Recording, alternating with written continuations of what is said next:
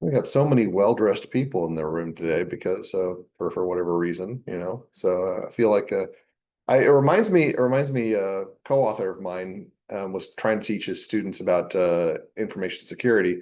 So he spoofed an email and then had somebody else send it from a junk email account. It was like in the style of what he wrote, but he told his students he was really disappointed in them. And he said, "I think I want to increase the tone in the class, so I want everybody to come dressed in business professional." Now, anybody who was reading the email would notice that there were subtle differences, like there were some spelling errors in the email, like really, really minor spelling errors, and it was not from his university email account. Anybody want to guess what percentage of his students actually showed up in business professional? It was about 90% of his students still showed up in business professional. He had a field day with that. He posted it all over social media, and I was like saying, I don't think I could do that to my students. If I fooled my students, I'd be more like, oh, I failed my students, as opposed to being gleeful that he made them all dress up. I don't know. Maybe we should increase the tone by having everybody dress up business professional for every class period. No, no, okay. Every third Monday. Okay. Good. There's like, yeah, no cost for those individuals. All right. Let's get some work done. So 414. The existence of audit risk is recognized by the statement in the Auditor Standards Report that what? So we've talked about this nature of audit risk. It emanates from a concept that we discussed back in chapter 1. Critical audit concept. What were those two words that we talked about? Not absolute assurance, but reasonable assurance. Because of reasonable assurance, there's a chance we could do our job correctly and we still fail to capture a material misstatement. Okay. So A says obtains reasonable assurance about whether the financial statements are free from material misstatement. That does not say absolute assurance, says reasonable assurance. So there is still some risk there. That risk, audit risk. A is our answer. 415, risk of material misstatement refers to a combination of which two components of the audit risk model. This is an easy question. No, it's an easy question now because you look it up. It'll be an easy question moving forward because you're going to be so sick of talking about this by the time we're done. You're just going to blurt it out. So what are those two components again? Inherent risk and control risk. Okay. What is unique about those relative to a relative detection risk? How much control does an auditor have over inherent risk and control risk?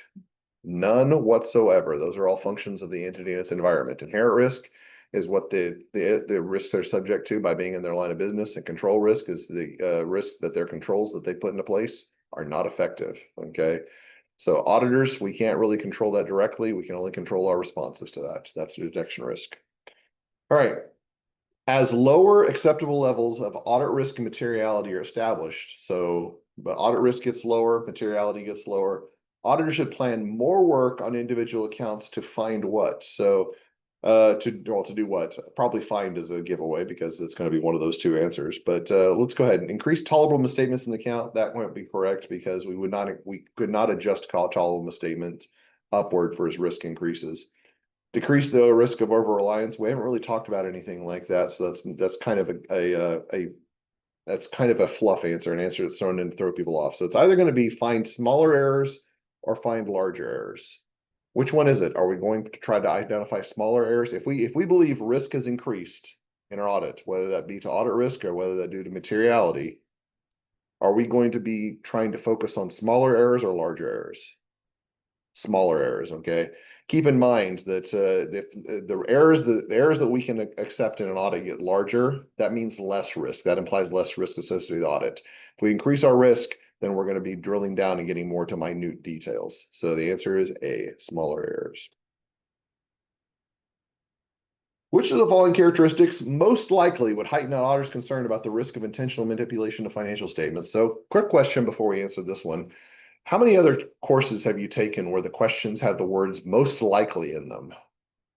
So has that occurred a lot in your other accounting classes? I'm going to tell you right now, it's going to occur a lot in this class, especially if you're planning on if studying for the CPA exam. You're going to get sick of the words most likely.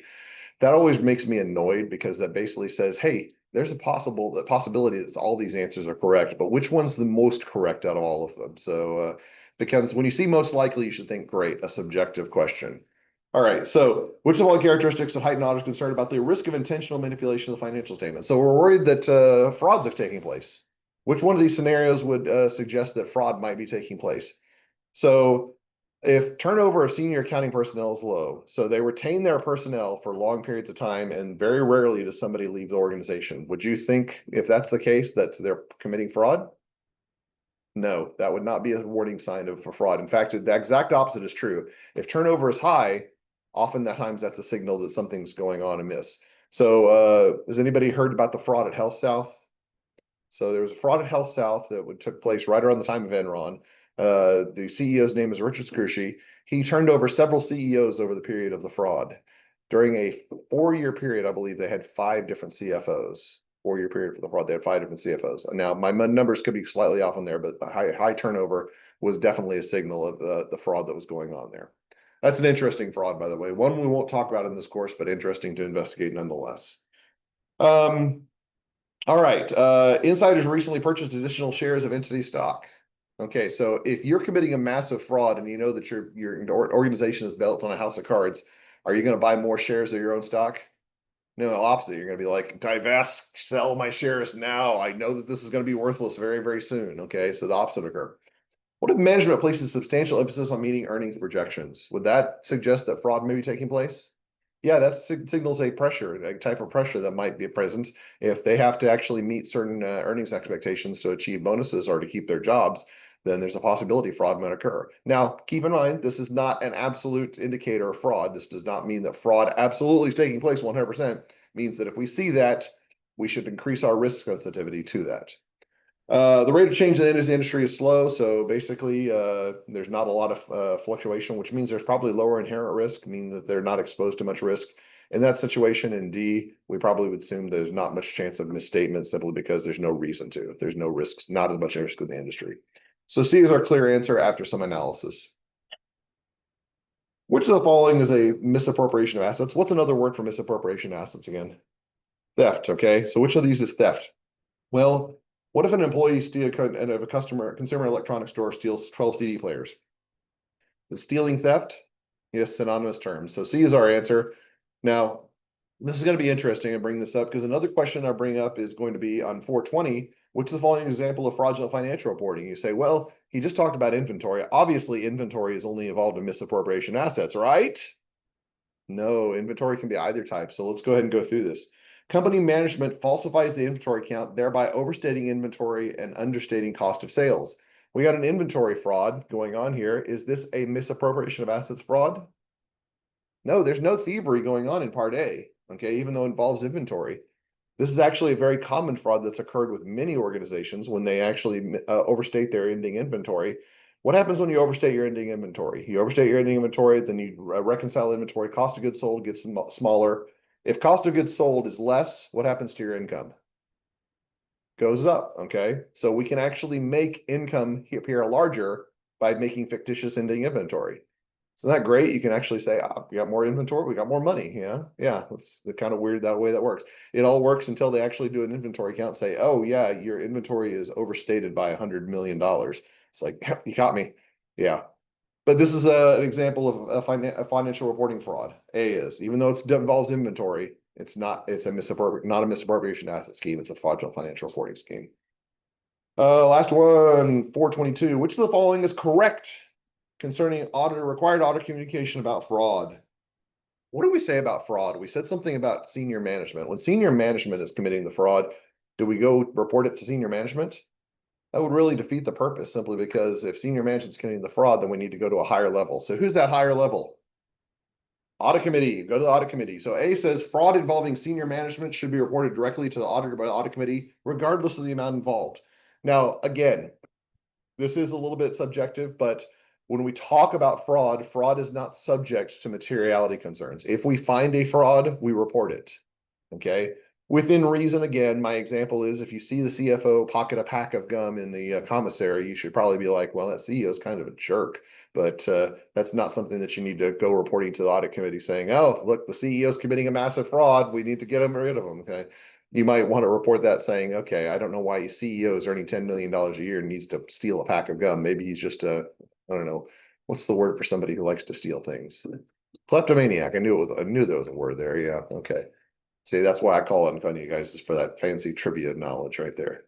But it picks it up eventually. But I appreciate it, Tom. All right. Problem number 428.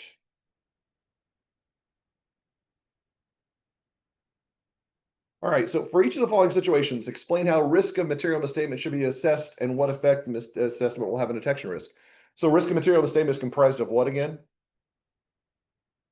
Inherent risk and control risk. Okay, so we need to consider both of these. Now, this is going to be a little bit of a challenge because some of this information is not going to be immediately obvious based on the scenario. So we want to consider all possible alternatives. So the first one's pretty straightforward. Johnson Incorporated is a fast-growing trucking operation in the southeastern part of the United States. The company is publicly held, but Ivan Johnson and his sons control 55% of the stock. Ivan Johnson is chairman of the board and CEO. He personally makes all major decisions with little consultation of the board of directors. Most of the directors, however, are either members of the Johnson family or longstanding friends. The board basically rubber stamps Ivan Johnson's decisions. What does the term rubber stamp mean? Means that they approve it without really considering it. They just say, okay, he knows what he's doing, moving on. Okay. Is that a good policy for the board of directors to do? Probably not. All right. So what do we know about the inherent risk in this organization? Inherent risk is not immediately apparent, but the only thing that we're given about inherent risk is it talks about a fast-growing trucking company. So they are publicly held, which means they probably are subject to quite a bit of risk in the markets. They probably are not a small organization that's going to be immune to much inherent risk. They probably do have some level of inherent risk. So we probably would consider that to be pretty high, which means that if inherent risk is high, they have to have great controls to be able to mitigate those risks. Does this particular organization have strong controls in your opinion? Would you say their control risk is high or low given the circumstances? High. I would probably agree with that, given that basically the CEO does make all decisions. He can basically bypass, ignore controls. One of the things that we're going to talk about in chapter 6 is we're going to talk about some of the weaknesses of internal controls. One of those big ones is management override. Management override of controls is a big problem. And this is an example of a scenario where basically one person makes the decisions and doesn't have any input or any feedback from people who might have better ideas. So inherent risk is high, control risk is high, risk of material misstatement is, give you a hint, it's one of the, it's not low. It's high. Risk of material misstatement is high. Okay. So if risk of material misstatement is high, that means detection risk is going to be, detection risk is low. Do we like low detection risk or do we hate low detection risk? We as auditors dislike low detection risk because that means we have a lot of work to do. We're going to have to basically do a whole bunch of work to make sure the financial statements are correct for this company. This would not be a company I would be excited to work on, to do work for. All right. Maxarite Corporation is one of several companies engaged in the manufacture of high-speed, high-capacity data storage devices. The industry is very competitive and subject to quick change technology. Maxarite's operating results place the company in the second quartile in terms of profitability and financial position. The company is not a leader in the industry, and its product lacks performance of the levels of the industry leader. Whew, there's a lot to take in there. Inherent risk. Do you think this company is exposed to any inherent risk? Oh yeah, yeah. This is an example of massive inherent risk present in the organization. Okay. They are not an industry leader. They're in a highly competitive industry. Their technology is lagging behind. They are at a risk of basically losing out at any point in time. So inherent risk is very definitely high in this scenario. Control risk. What do we know about control risk from the scenario that's given in this particular situation? We know absolutely nothing about control risk. They do not tell us any details about controls in this particular scenario. So let's consider, okay? Let's assume that this particular company has looked and say, you know what? We are never going to be an industry leader. We can't compete on that axis. The best we can do is just to make sure that our products are really, really good, safe and secure, and that our financial reporting is strong, that our company runs as well as it can given the risks exposed to. So they implement immaculate controls. Is it possible that you can have really high inherent risk and really low control risk? Yes. Okay. They could know that they've got a problem in the industry they're competing in, and they could address those problems effectively. All right. If that's the case, if we say inherent risk is high, control risk is low, what is risk of material misstatement? It is low. Risk of material misstatement is low. Detection risk is high, meaning that our amount of work that we have to do during such procedures is likely going to be low because we're going to say, you know what? This company's doing a really nice job with their controls. All right. They're never going to be a leader in their industry, but I respect the work that they're doing. All right. So let's change the scenario. They have high inherent risk. Management's basically like, you know what? Forget about it. We're going to be out of business in 5 years. There's no point in implementing controls. That's just a cost will never recur or we'll never get back. So they don't try to implement controls. So they've got high inherent risk, high control risk. Risk of material misstatement is high. Risk of misunderstanding is high. Detection risk is low. We already talked about low detection risk. We dislike low detection risk as auditors because that means a lot more work for us. I really like this example because this is one of those ones that you have to consider additional possibilities of information to be able to answer the question. First National Bank of Pond City has been your client for the past 2 years. During that period, you had numerous arguments with the president and controller over a number of accounting issues. The major issue related to the bank's reserve for loan losses and value of collateral. Your prior audits have indicated a significant adjustment is required to each year to the loan loss reserves. All right. So do we have much information about inherent risk here? We have a little bit, okay? They have a little bit. So basically, it looks like that they've got to make adjustments to their loan loss. That's part of their business model. So they have to take this seriously, and this is something that they have to make adjustments for. They have to be able to treat it from an accounting perspective very effectively, and they don't do a good job of that, okay? So inherent risk, we can kind of probably say is significant. It's inferred, not directly given, but I would be safe in saying that this is basically in the banking industry, we probably have high inherent risk for most organizations. What about control risk in this area? Do we have much information about control risk? Again, it's somewhat implied, but yes, we do, okay? If we have a situation where they say prior audits have indicated a significant adjustment is required each year, that means that basically the client has misstated their loan loss reserves and the auditors jumped in and said, your financials are misstated, you need to make an adjustment to this account in order from being materially misstated. So if there's a material misstatement that has occurred every single year, what does that mean about the controls that are supposed to be over this area? Have the controls been effective or not? They have been not effective, ineffective. They are not effective in this regard. Therefore, we would probably say the controls have failed. The control risk is high as well. This is one of those scenarios where it's not directly given what the details are, but I would not be happy with this client because basically it seems like this client is bound and determined to stymie you as an auditor. It tells you that in there. It says there's a number of accounting issues. It's basically numerous arguments. I don't know that I want to have numerous arguments with a client. I'd probably just say this is not worth my sanity, my time, or the money that I would make on it. So yeah, this is one where I'd probably say best of luck finding a new auditor. All right, discussion case number 433. Cost Corporation. Does anybody own anything by Cost? Does anybody know what Cost is? Did I look it up? I guess it tells you a little bit in there. So Cost is a electronics manufacturer. They are not a big company. They are fairly small with respect to other companies. I believe they still exist, but they're a very minor player. So this fraud actually came out in 2010. It came to public notice in 2010, and I was obsessed with this, learning about this fraud. It's about this lady, Sue Sackdeva, and the case here, we're going to actually talk about Sue and costs. We're going to talk about her in this chapter, and then we have a discussion for chapter 6 and follow up when we start talking about controls. All right. Suffice to say that does not do justice because everything that was going on with cost was crazy. All right. So some of the details that they actually give here that Sue Sackdeva was sentenced to 11 years in prison. So she actually just recently got out for embezzling $34 million from the company. This is a misappropriation of assets, by the way, misappropriation of assets. If you think 34 million, you think, wow, that's got to be a financial reporting fraud. No, she stole that amount of money. All right. I think it was over a 7-year period that she stole that amount of money. Now, just for context, costs over that same 7-year period had a grand total of $70 million in income. She stole roughly half of the net income of that company over a 7-year period. Part of me is just kind of like, I don't think I could pull that off. Yeah, it was amazing. So she basically used this embezzle fund to lavish lifestyle. She had vacation ownership interest in Hawaii, and Mercedes-Benz and other automobiles. She had luxury travel, newest purse items, including luxury clothing, furs, designer shoes, jewelry, and art. Packages delivered to her front porch would sometimes reach 6 feet high and an exclamation point. That's the best part. Yeah.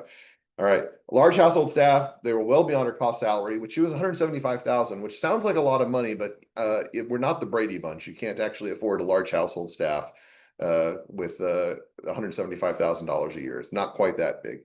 But she said that her husband made a couple $1,000,000 a year, and they both came from wealthy families. So some interesting stuff going on there. So the massive misappropriation is ultimately discovered when American Express notified the company's funds were being wired from a company banking out to pay for a personal credit card. Okay. Note, this was not the auditor who detected this. This is one of those 98% the auditor didn't find. Okay. American Express found it. Authorized at least 206 wire transfers of funds from cost bank accounts to pay our American Express credit card bills and cashier's checks going to like Neiman Marcus and Saks Fifth Avenue, but she concealed them. She concealed them with clever vernacular such as SFA Inc. and MN Inc. Okay. That was just one of those ones that to be kind of like as an auditor to be like, oh, okay, that seems legitimate. There's nothing being disguised here. Yeah. She was able to conceal a fraud by directing other cost employees to make numerous fraudulent entries in cost of books. And Julie Mulvaney, hold on to that name because she will become important here in a couple chapters when we talk about the controls in this area. She was responsible for making these journal entries, reconciling accounts receivable, reconciling the company's books, bank statements, and ordering cashier's checks, processing wire transfers, and checking the Bailey bank account balances. She was assisting SACDEVA in covering up the fraud. All right. So how do you commit a $34 million fraud on $70 million in net income? You have somebody work with you to help you out. Okay. And you'll hear me say this again. I've got to imagine that Julia Mulvaney had to be just not a dishonest person, but kind of the nicest person in the world and was just trying to help her friend Sue. That's how I envision it in my mind. We'll see why. But so interesting things about Sue Sac-Dava is that so we're going to talk a little bit about the role she played. She was the VP of operations or sorry, VP of finance. But some of the things that they noticed, she had some severe mental issues, and I'm not trying to make light of the severe mental issues because that's definitely a problem that a lot of people suffer with. But she did not believe in traditional mechanisms for dealing with those problems. Instead, she suffered from bipolar disorder, and her way to deal with that was to go on shopping sprees. She did not actually want to hold on to the merchandise that she bought. She just wanted to buy it. So some of the stories they talked about with this is that she would actually come back into the office on Monday after going to like a shopping spree. So basically getting on a company chartered plane, flying to another city, going on a massive shopping spree, spending hundreds of thousands, if not millions of dollars, coming back into the office and then selling a lot of it to her coworkers. So that was one of those things that's just like, okay, that is not a good coping mechanism. Okay. I'm sorry that you're suffering with severe mental issues, but that's not committing a massive fraud of this scale is not the way to resolve it. Okay. I say, I'm just going to want you to know fraud is never the answer, ladies and gentlemen. Fraud is never the answer. All right. So then we have our hero, Michael Koss. Okay. All right. Right. Can we agree that Michael Koss is the hero in the story? Yes. He held 5 senior management positions, vice chairman, vice or chief executive, chief operating officer, president, chief financial officer. Gosh, this guy must be Superman. He must have like gotten every finance or every single business degree possible when he was in college. Okay. So let's read more about this man. He had little or no educational background or experience in the areas of accounting or finance. Oh, wait. Okay. Alleged data to get important responsibilities typically performed by CFO to SACDEVA on a regular basis. So Michael Koss was one of those people who basically said, hey, I don't know what I'm doing. Sue, you do it for me.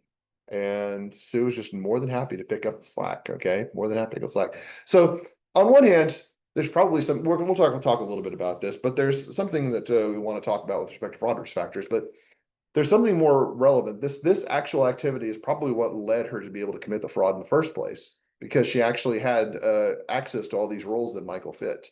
Now we're going to talk a little bit about his situation, but what is the problem with delegating responsibilities that have been assigned to you? So I separate out my responsibility. Like SACDEVA has responsibility for authorization of transactions, okay? But somebody who can actually record these transactions or has custody of the assets related to these transactions, if they give those responsibilities to Sue, can she commit fraud? Yeah, there was a concept we talked about in AIS that you guys are going to get sick of because we're going to talk about it again in chapter 6. Segregation of duties. Remember the picture of the car? And I said it's not just a picture of a car, it's CAR, custody authorization recording. Basically, Michael Koss said, you know what? I'm going to give you all 3 responsibility areas. Do what you will. All right. We're going to see the breakdowns in segregation of duties. When there's no segregation of duties, that's when fraud flourishes. All right. So certainly a problem here. No internal audit function. The control environment was particularly lax. So control environment, we're going to talk about the COSO framework, but control environment was that first component of the COSO framework back from AIS. Remember when I said you had to memorize those 5 components, and then I put it on an exam, and everybody's like, I didn't know it was going to be on the exam, and I said it was going to be on the exam. Okay. I also put it on the final, and so everybody picked up on that. But yeah, COSO framework, control environment. That very first thing. What does that mean? What does that control environment talk about? It's the tone at the top. The people who are supposed to be responsible for making sure controls are really, really good in the organization. Okay. By the way, COSO framework is going to be coming back visiting again. So if you thought you were finished with it, we're not done. We're not done yet.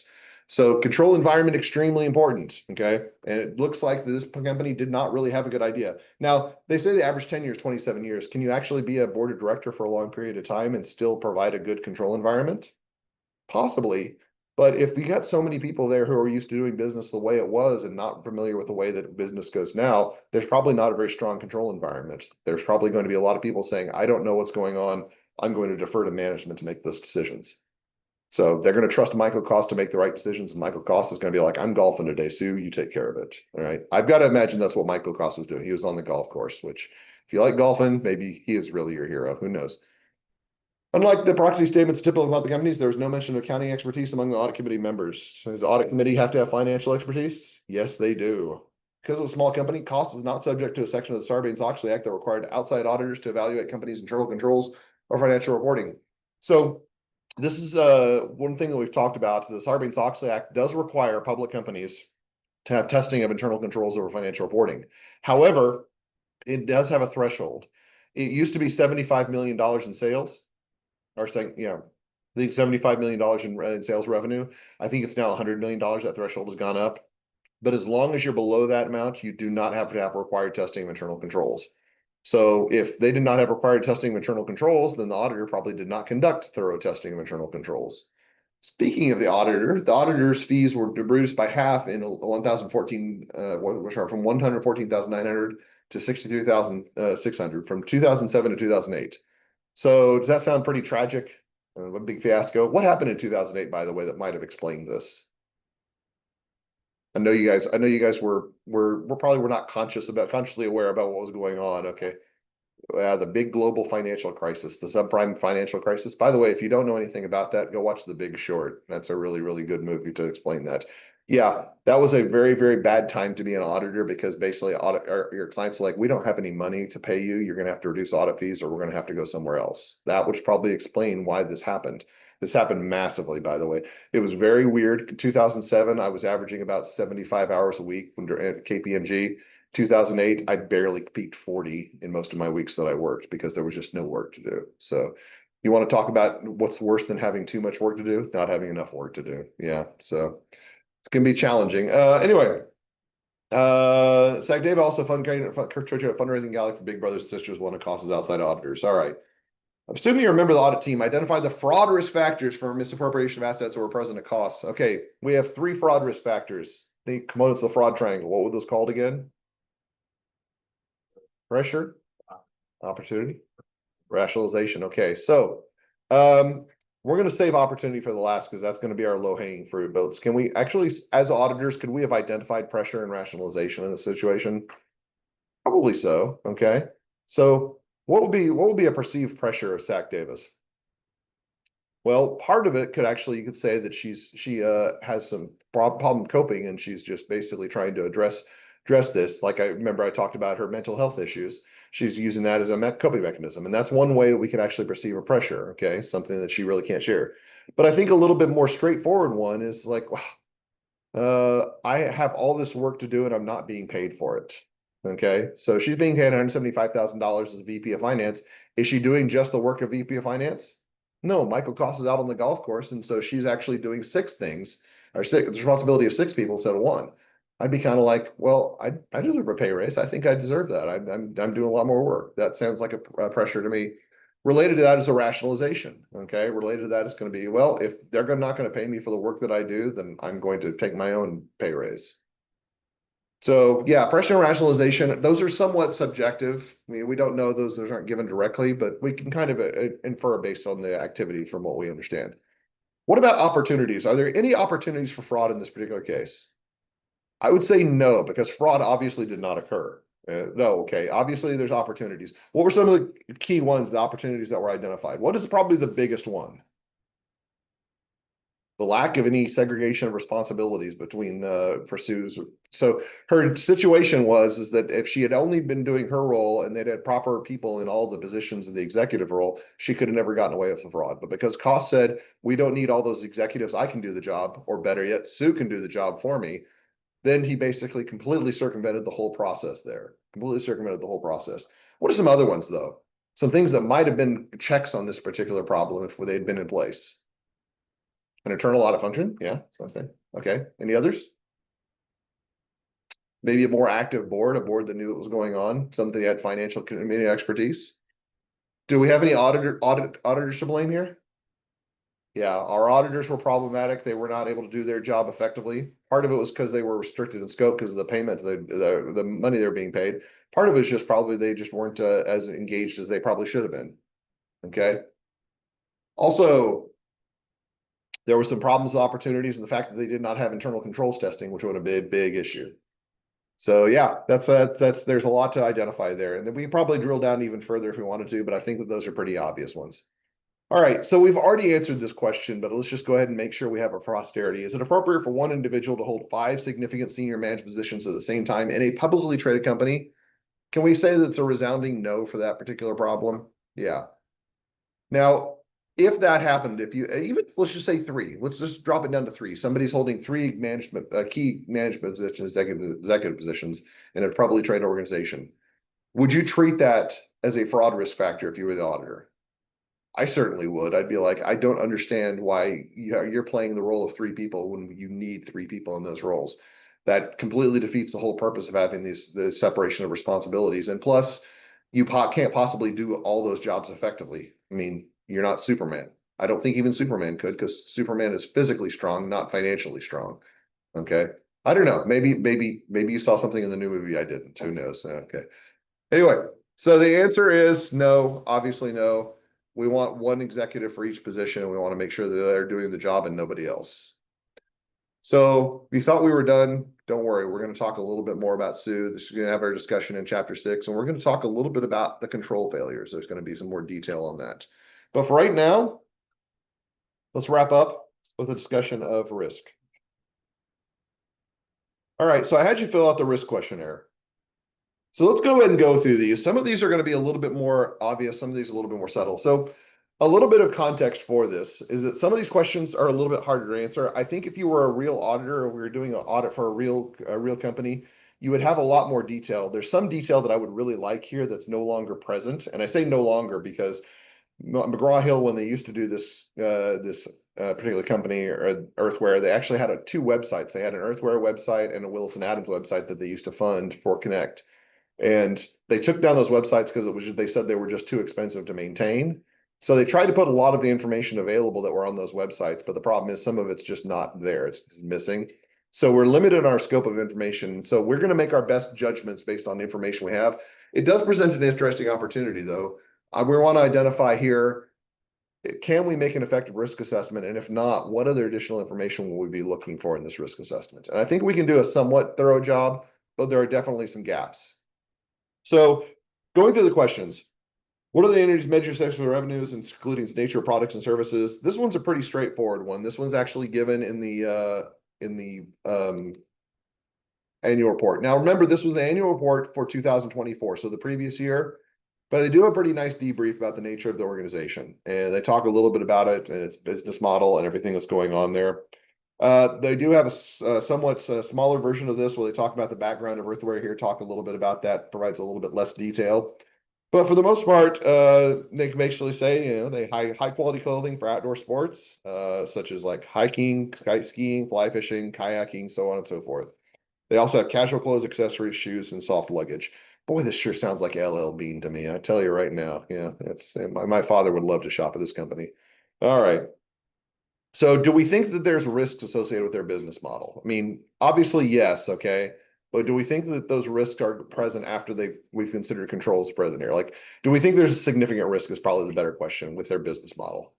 Probably not. This is a pretty straightforward process. They've been auditing for 50 years. So I think it's pretty obvious that we can address this particular problem without too much difficulty. All right. Who are the entity's key customers? This one is a really challenging question. What would you like to know to answer this question? I know what I'd like to know. How many customers are there actively on a yearly basis? Did anybody find that information? I couldn't find it. I looked like mad. I was trying to say, okay, I know how many customers there should be. And the answer is, based on previous information, they have about 7 million active customers on an annual basis, but that's not given in the annual report, and it's not given in the background. And I couldn't find any resources where that was given. If you looked, you could actually find their customer database, the number of people they actually engage with through some sort of mechanism. If you look, it was actually available on the background document. And so they said that their accounting control systems, they've got a customer database reaching 21.1 million people. Now, here's an interesting question. Does every single one of these 21.1 million people receive a catalog, a mailed catalog? What do you think? So I don't know the answer to that question, but my inference is no, because they actually talked about their catalogs a little bit later on, catalog operations. They said they made 12 issues of regular monthly catalog, and it was approximately 160 million full price catalogs. So assuming that they mailed 160 million over a 12-month period, so that's going to be 12 divided by 160 million. Every single mailing reaches approximately 13.3 million people. They have 21 customer database of 21 million. 13.3 and 21 million are not the same number. So they probably are reaching other customers through other media, probably internet media, e-commerce media, some sort of mechanism. So their customer database is not the same as their catalog database, which is an interesting thing to note. So yeah, that would be something I would be curious about to note is like how many of these people that you're mailing to are actually active customers. I would want to know that detail. So the answer is this is probably not a big risk area, but I would definitely want more information as an auditor because what I have just in the annual report and what I'm given in the background is probably not sufficient to answer this question. All right, here we go. Let's go ahead and pick on some stuff that I would think is a little bit more concerning. All right. So who are the entity's key suppliers? Okay, they've got about 300 domestic and foreign manufacturers. This is given in the annual report. Okay, so that's probably fine. Did anybody find anything problematic with those 300 domestic and foreign manufacturers? There's a couple of really big red flags here. A couple of really big red flags. One manufacturer and one intermediary. So two of those 300 account for 14 and 29%. So 43% of all purchases come from two entities. All right, now how do you feel about that as an auditor? What happens if those entities go out of business? Is Earthware going to be affected by that operation? Yeah. Business disruption creates a lot of problem for organizations. We only have to look back 5 years to understand the scope of business interruption. Okay, back when the pandemic occurred, we saw a lot of problems with supply chains failing. So that's going to be an example. So there's a risk there. Also, in 2024, about 80% of the company's merchandise was imported, mainly from Asia, Mexico, and Central America. We're talking about an audit in 2025. Could we actually say that there may be some risk associated with that? Keep in mind that the authors of this wrote this probably in 2023 or updated this in 2023, 2024. They did not know what was going to happen in 2025. We're talking now with the benefit of a little bit of hindsight. Knowing what's going on in 2025, are we concerned about operation or about vendors that operate in foreign countries? What's the reason for that? It has to do with the current residential administration. Tariffs, yes, they may be subject to that. So certainly higher cost associated with operating in other countries. So yeah, this is an area where I would think that high risk would definitely be prevalent and something we would want to be very, very careful about. So if it says any remaining risk, I'd say yes. There's a problem with the dependence on a few key suppliers, and there's definitely a problem with foreign manufacturing. All right. So entity's major assets. This is an interesting question. Interesting question. So it talks about the entity's major assets. So if we go and we look on the balance sheet, and we can just pull up this one. There's a few different balance sheets that have been given here, but if we look at the balance sheet, what do you see the major assets are? Inventory, can we say that's probably a big one? And property, plant, and equipment. Those kind of comprise the majority of the balance sheet assets. Now, interesting question for you. There's something that's not on the balance sheet that might be considered an asset. Is there something? What would that be? The mailing list. Okay, yeah. So that's not included on financial statements. Can we say that they have responsibility for correct, effective custody of that information? Yes. They need to make sure they've got strong controls over privacy and security of that information because, again, we're dealing in a day and age when cyber attacks are very prevalent. So depending on the protocols that are placed in IT, there could be risk or not. With respect to these assets on the balance sheet, I don't think there's a problem. With respect to the mailing list, the answer would be, what's always the correct answer in accounting? It depends, okay? It depends on what their security protocols are with respect to personally identifiable information. So yeah. All right. What about their major liabilities? What's a feature of this company? They actually mentioned in a couple of places, but an interesting feature of this company. What's their long-term debt profile? They have no long-term debt whatsoever. Okay, no long-term debt whatsoever.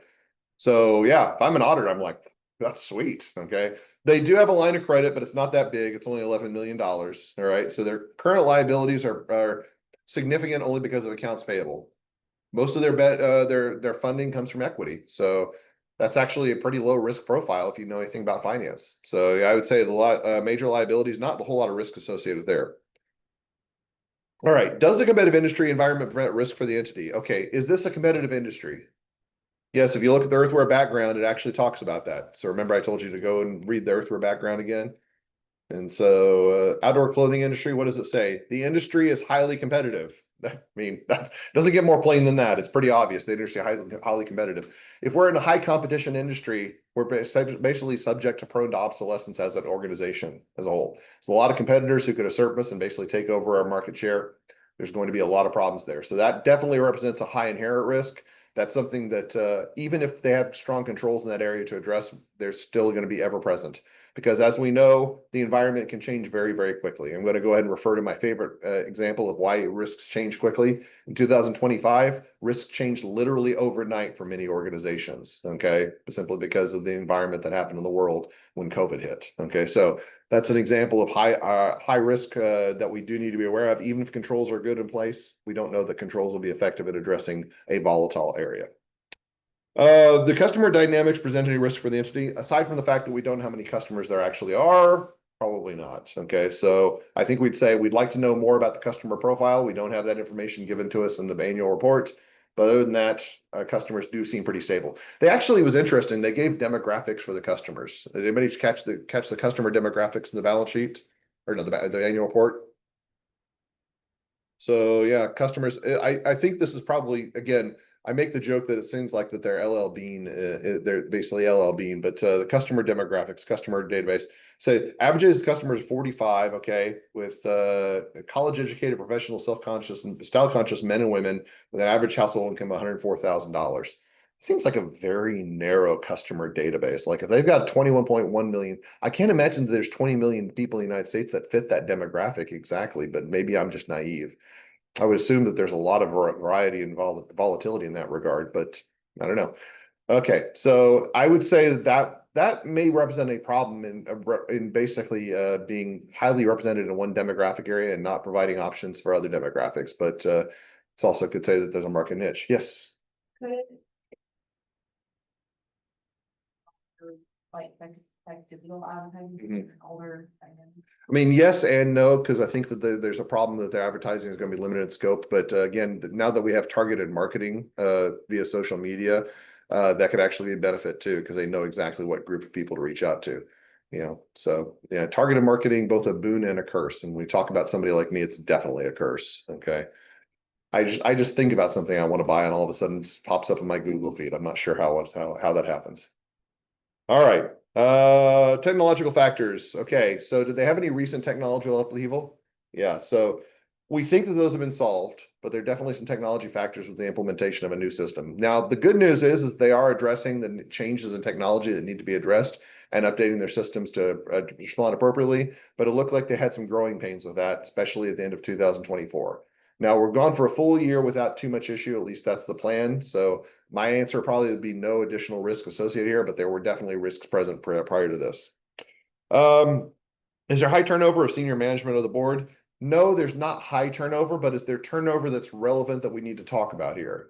And the answer to this is one we've talked about already. Okay, this was in the earthware background. So Olivia Anderson said, I'm going to take a job with another clothes manufacturer and was replaced by Carol McKay. Carol McKay is well-meaning and very, very good in the role of VP of external reporting, but does not have a very broad skill set and maybe not qualified to do this work. So if we're talking about somebody who's in the new who's basically the chief accounting officer or controller that does not have the ability to do the job effectively, at least not yet, is that going to present a risk for financial reporting in the current period? Yeah, betcha. Yep, certainly will be. Okay, so that's something we do need to be very, very cautious about. Anything that's a representation made by the chief accounting officer, we will need to double check that and basically scrutinize that very heavily. So ultimately, what were the areas that we talked about? We think the biggest ones, okay? So suppliers are definitely something that we would need to scrutinize very heavily in the current year. There's the current industry environment, which is still highly competitive. And turnover, even though it's not high turnover, there was a turnover, a key position that we need to be very much aware of. So those are all areas that I think are important. Not to say that you shouldn't have I've identified fee factors in all those, but those are the ones that I think were the most relevant for risks that we would want to be aware of.